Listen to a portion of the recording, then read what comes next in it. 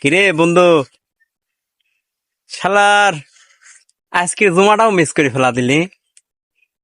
দেখ, জুম্মার নামাজ পড়ার কি উপকারিতা দেখবি তো পারতেছিস।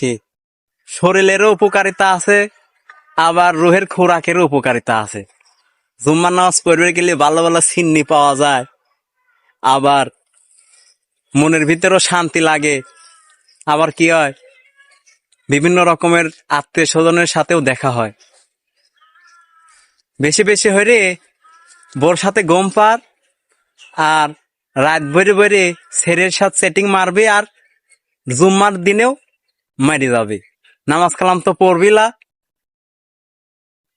একটা কথা মনে রাখিস রে বন্ধু, নামাজে অবহেলা করতেছিস তো যখন মরি যাবে ওই নামাজের কথাই মনে পড়বে।